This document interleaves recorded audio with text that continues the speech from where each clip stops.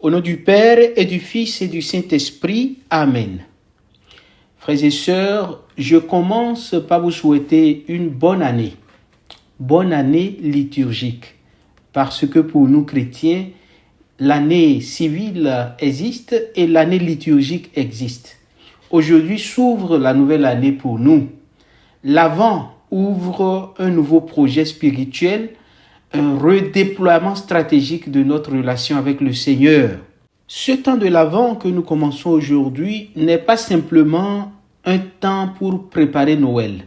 C'est un temps pour nous préparer, pour préparer notre cœur.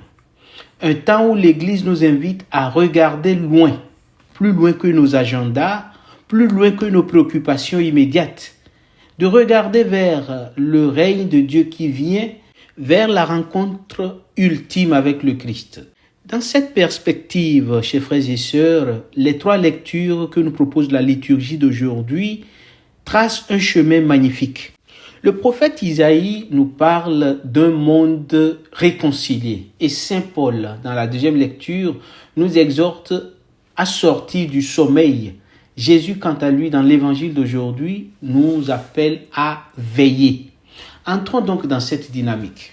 Notre première lecture d'aujourd'hui est tirée d'Isaïe chapitre 2, versets 1 à 5, et le prophète nous présente une vision d'une puissance inouïe. Toutes les nations convergent vers la montagne du Seigneur.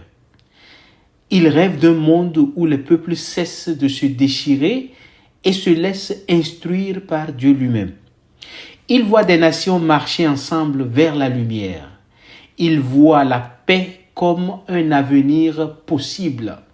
Cette vision n'est pas une simple projection poétique. Chers frères et sœurs, ce texte nous met devant une feuille de route, la promesse d'un monde qui se réaligne enfin sur la paix véritable. Dans un contexte comme le nôtre, qui est saturé de conflits, d'agendas concurrents et de fatigue collective, la prophétie agit comme une boussole.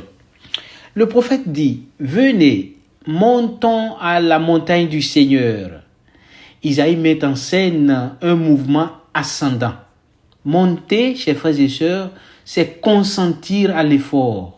Monter, c'est aussi accepter que la grâce travaille nos rigidités. Monter, c'est reconnaître que la paix durable nécessite du courage, de la patience, une gouvernance intérieure solide.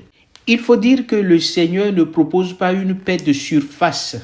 Il déclenche une transformation profonde qui touche le cœur, les relations et les comportements. Le prophète Isaïe ose même rêver des armes transformées en outils de vie.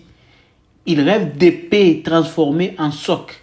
Ce basculement est un acte de leadership spirituel. La conversion de ce qui détruit en ce qui fait vivre, c'est très important. À l'ouverture de l'Avent, le Seigneur nous demande « Es-tu prêt à laisser tomber l'arme que tu tiens encore serrée entre tes mains ? Es-tu disposé à transformer ta peur en écoute, ton impatience en présence, ton jugement en bienveillance ?» Voilà des questions qui devront nous accompagner le long de cet itinéraire du temps de l'Avent. Venons-en maintenant aux paroles de l'apôtre Paul, tirées donc de Romains chapitre 13, versets 11 à 14. L'apôtre Paul nous adresse une phrase d'une intensité presque vertigineuse. Le salut est plus près de nous maintenant qu'à l'époque où nous sommes devenus croyants. Cette parole est un moteur de transformation.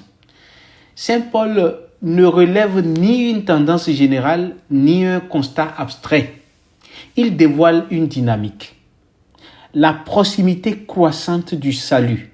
En d'autres termes, le projet de Dieu n'est pas statique. Jour après jour, il se rapproche, il s'actualise, il s'intensifie. Même si nous ne le percevons pas toujours, le royaume avance dans nos vies avec la persévérance d'une marée qui ne renonce jamais à atteindre le rivage. Nous avons parfois l'impression de tourner en rond, de reculer, de nous figer.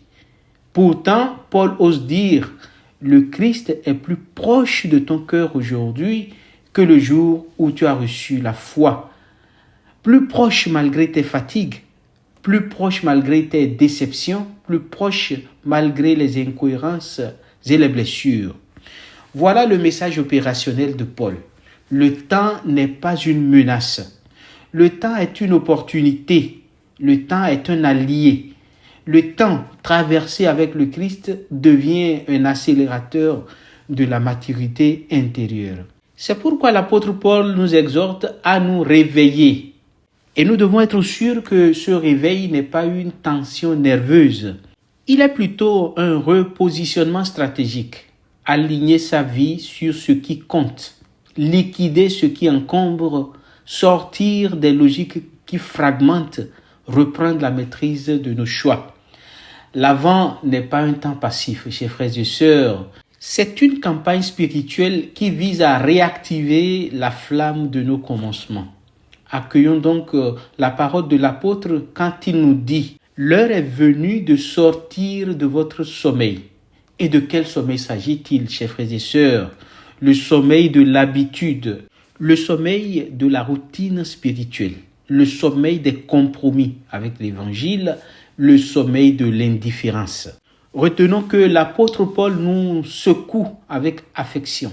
Le Christ n'est pas loin, il est à nos portes, il s'approche chaque jour davantage. Tout cela pour nous dire que l'Avent n'est pas un calendrier décoratif. C'est une alarme spirituelle qui sonne pour nous dire « Réveille ton cœur, aime davantage, pardonne enfin, relève-toi ». En cette nouvelle année liturgique A, c'est l'évangile de Matthieu qui nous accompagnera et notre texte d'aujourd'hui est tiré de Matthieu chapitre 24, versets 37 à 44. Dans ce passage, chers frères et sœurs, Jésus nous invite à veiller, non pas par peur, mais pour demeurer disponible au passage du Seigneur. Il est important de souligner que la vigilance chrétienne n'est pas l'angoisse de celui qui craint de rater une échéance. C'est l'élan du cœur qui veut rester ouvert à la visite de Dieu. Dans notre texte, Jésus évoque les jours de Noé.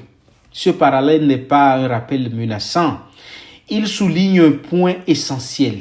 La vie quotidienne peut tellement nous absorber que nous perdons le sens de ce qui se joue en profondeur. Nous mangeons, nous travaillons, nous organisons, nous produisons, nous résolvons des problèmes. Et au milieu de toutes ces opérations nécessaires, nous oublions parfois d'espérer, d'attendre celui qui a promis de revenir vers nous. Veiller, chers frères et sœurs, c'est préserver un espace intérieur pour la lumière qui vient. Veiller, c'est faire de nos journées une plateforme d'accueil pour la grâce. Veiller, c'est croire que Dieu peut surgir à travers les visages, les événements, les défis de tous les jours. Veiller, c'est protéger ce qui est fragile et précieux dans notre foi. Le Seigneur vient dans des gestes simples. Il passe dans la patience offerte, dans le pardon donné, dans la fidélité du quotidien. Veiller, donc, c'est être attentif à la manière dont Dieu construit sa présence dans nos vies. L'Avent nous prépare à une rencontre qui transforme nos agendas, comme je disais au début. Dieu se rend visible là où nous ne pensions plus le trouver. Enfin, l'Avent nous remet en mouvement. Il nous relève, il réveille notre joie, il ouvre nos yeux, il dilate notre espérance. Nous sommes invités aujourd'hui donc à 3 attitudes. Marcher dans la lumière, selon Isaïe, sortir du sommeil spirituel, à l'invitation de Paul, veiller dans la charité active, selon le commandement du Christ. Alors, oui, le Seigneur vient. Il vient chaque jour, il viendra à l'heure que lui seul connaît. Et nous voulons qu'il nous trouve debout, les mains ouvertes, le cœur prêt à aimer. Prions. Seigneur Jésus, toi qui marches vers nous avec une douceur qui relève et une force qui pacifie, ouvre notre cœur à ton passage. Rends-nous vigilants, disponibles, confiants. Dépose en nous le courage d'espérer et l'audace de nous laisser transformer. Que cet Avent devienne un temps de relance intérieure, un espace de clarté, un chemin où ton salut se fait proche. Conduis-nous vers la lumière de Noël. Toi qui viens habiter nos vies, toi qui viens restaurer notre paix, toi qui viens faire de nous des artisans de ton royaume. Amen. Et que la bénédiction du Dieu Tout-Puissant descende sur vous et demeure avec vous, vous accompagnant le long de ce temps de l'Avent et bien au-delà. Au nom du Père et du Fils et du Saint-Esprit. Amen.